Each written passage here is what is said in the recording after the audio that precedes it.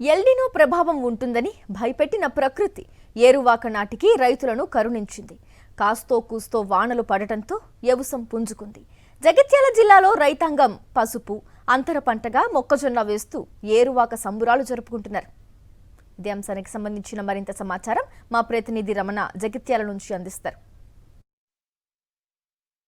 ఏరువాక ప్రారంభమైన ఎల్నినో ప్రభావంతో ఈసారి మొత్తంగా రైతాంగం ఆందోళన చెందింది.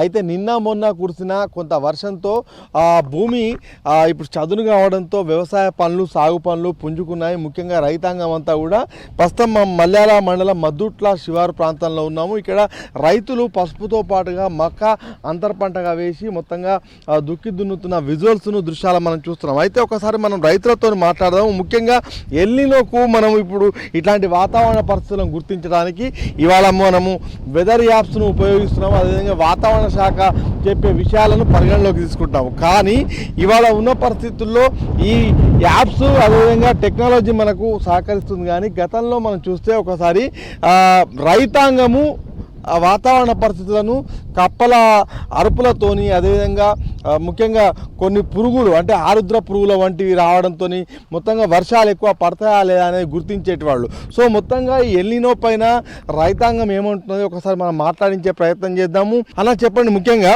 ఇవాళ ఇప్పుడు ఎక్కడ ఏమేమి పంటలు వేస్తుంటారు మీరు? మక్క, పసుపు. అంటే వర్షం పడ్డదా? ఎట్లా ఉంది? వర్షం పడ్డది. మళ్ళీ ఇప్పుడు వర్షం పడ్డది, రేపు ఎల్లుండి లేకపోతే ఏం చేస్తారు? ఏం కాదు, వారం దాకా ఏం కాదు, వారం రోజుల దాకా ఏం కాదు. అంటే మీకు వేరే నీటి వనరులు ఉన్నాయి ఏమన్నా?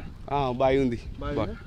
ఈ కప్పాలకు సంబంధించినవి కూడా కప్పలు పడితే వర్షం పడుతుంది అంటారు. వాతావరణం కూడా అనుకూలించడంతో రైతాంగం అయితే కొంత ఆనందంగా కనిపిస్తుంది. ముఖ్యంగా ఎల్నినో ప్రభావంతో ఈసారి ఇబ్బంది ఉంటుందని చెప్పేసి ఇప్పటికే వాతావరణ శాఖ నిపుణులు చెప్తున్నారు. హెచ్చరిస్తున్న నేపథ్యంలో, ఒక ఆందోళన నేపథ్యంలో మనకు అందుకు భిన్నమైన వాతావరణాన్ని ఈ జగిత్యాల జిల్లాలో చూస్తున్నాం. కెమెరా పర్సన్ సతీష్తో రమణ, సాక్షి టీవీ, జగిత్యాల.